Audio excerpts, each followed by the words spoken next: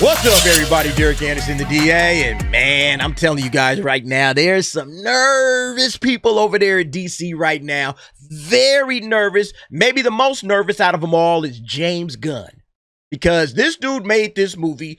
Even though you see these scores right here, 83% on the tomato meter, 96% on the popcorn meter, he knows that this movie is divisive.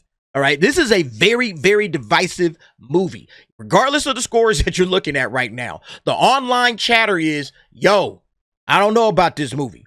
There's some people that love the movie, praise the movie, absolutely rocking with this movie in our space, all right? Then there's others in our space that absolutely can't stand the movie. And then there's people like me that are just like, it's just kind of mid. It's just kind of a mid movie. Not the worst thing that I've ever seen in my life. Definitely not the worst thing DC has ever cranked out.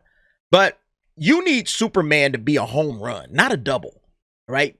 It can't just be a double and like a stretched out double, like you had to race around that first base and get to second base and you barely made it in at a double. That's what this movie feels like. It's divisive. And I think right now, DC has to be wondering, how is this thing going to do in the box office? Because ultimately, when you're launching a new universe, that's what really matters. How excited was the audience to go and watch this movie? Did it make enough money to justify continuing? And yeah, I think DC right now, it got to be a little bit nervous. This is on thatparkplace.com. Shout out to Marvin Montanaro. James Gunn Superman could lose to Man of Steel in the opening weekend box office, according to projections. Bam. Can y'all imagine the shit talk we gonna hear from the Snyderbros if this shit happens? Holy shit, they gonna be insufferable. the Snyderbros ain't never shutting up. Never shutting up. And I don't blame them, all right? I don't blame them because, look, Man of Steel took a lot of heat. Took an absolute metric ton of heat when it came out. And if this movie makes less than Man of Steel, even adjusted for inflation, all right?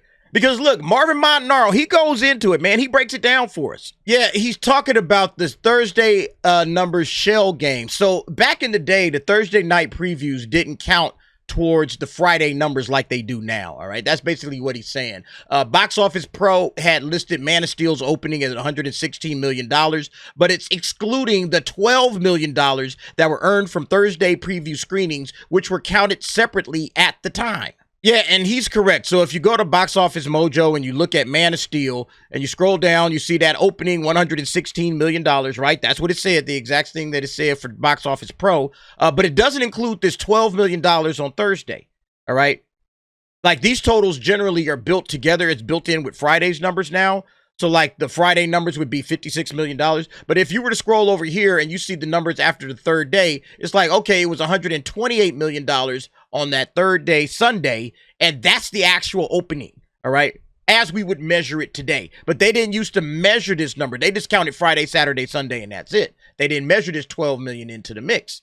And so, yeah, Marvin basically says, hey, look, we got to take that $12 million into the mix, and that $116 million basically ends up at $128 million, you know. And then now, here's what Box Office Pro is estimating, 115 to 135 million. And, you know, they say, well, that's still more than 128 million, right? I say, whoa, what about adjust for inflation? Yeah, so you got to adjust this for inflation. Man of Steel equates to about $174.5 million in today's dollars. Yeah, so basically, in order for Superman to beat Man of Steel, it has to beat $174.5 million. It's not going to make it. It's not going to make it, okay? It's not going to make that amount. If it does, it does. I'll be the biggest, most surprised person in the world. And then it's well on its way to $1 billion. But I don't think it's going to hit that number. Now, I think it could come in somewhere around $150 million. And that's a fair price. I think that's fair, even though it doesn't beat Man of Steel. I think that would be a solid number if it gets to that number. I doubt it's going to get there. I think, honestly, like Box Office Pro saying, yeah, 115 to 135, that's probably more accurate. Now, something you got to consider when it comes to Man of Steel back in 2013 versus Superman in 2025, comic book movies are in a different space, all right? In 2013, we were coming off the Avengers, all right? The Avengers had just dropped in 2012. Comic book universes were absolutely all the rage. And everybody was saying, all right, DC, what y'all got, all right? We seen what Marvel's move is. What's your move? And so this was the opening salvo for the DCEU, and everybody was in. Let's go see the first thing that DC's putting out. And so I think that absolutely juiced up the box office for Man of Steel. All right, I think the time in which Man of Steel came out absolutely was more favorable for its box office compared to right now, where everything in the superhero universe is just topsy-turvy. All right, Marvel hasn't put out a good movie yet this year. All right, I don't think a Fantastic Four is going to be any different. You know, DC just laid like 4 straight eggs in 2023. So I think this, just being honest about it, I feel like, yeah, Superman ain't launching at the best time. And on top of it, it's divisive. So yeah, I know DC right now is sweating bullets. This movie's going to come down to word of mouth, all right, which is why it brings you back here. Okay, popcorn meter seems solid. So that might give DC a little bit of hope. But on the internet, everywhere we go, we look, our spaces, people are very split. Yeah, I checked out Critic Lists. I don't know if you guys have ever checked this out. This is a website where you could drop reviews. And mostly people in our space are in it, but there's some other folks. I gave it, I don't know why I gave it a decent, I thought I was just giving it like a 6 out of 10, but I guess it just measures, anything from 40 to 60% as decent. I think it's mid. That's the word I would use, mid. But you can see, right? Audience, 34 voters. 56%. That's basically where the audience has it. I don't know what friends with benefits is. Maybe I need to make friends or some shit. I don't know. And then I give it some various ratings or whatever. And yeah, there's my score and my rating. This movie is a high mid. I put it up there. Tom Connors liked it. All right. Tom from Midnight's Edge, most excellent. So he enjoyed it, gives it an 80%. All right. And if you keep scrolling down, some other folks that we know, who else? D-Day Cobra. All right. Bogus. 35%, all right? So he didn't like it. Marvin Montanaro, this is his rating, all right? Bogus, 29%. Yeah, so you can see there's some folks that did like it, all right? This guy apparently enjoyed it. He said it was most excellent. Steph from My Nerdy Home, she's about in the middle with me, decent. All right, she gives it a 59%. I don't know if I need to change mine. I'm closer to this, but I don't want to get into this bar right here, I'm feeling like it's right in this middle area. Just very mid. It's just a mid movie. There's stuff to like. All right. There is definitely stuff to like. Characters, some of the acting is pretty solid. Some decent action. All right. There's going to be some moments, even if you're going to like the movie. But overall, it just didn't get the job done. And that's what DC and Warner Brothers needed. They needed this to set up a universe. Yeah, here's what they got coming down the pipe, all right? Superman dropping on Friday, but you can see it on Thursday. Next up is Supergirl next summer. Okay, this movie's already been shot. It's in the can. They're going into post-production right now. So this thing is coming up. And then after that, we get Clayface. Does this movie make me feel interested and excited about watching Supergirl and Clayface? Hell no. Hell no.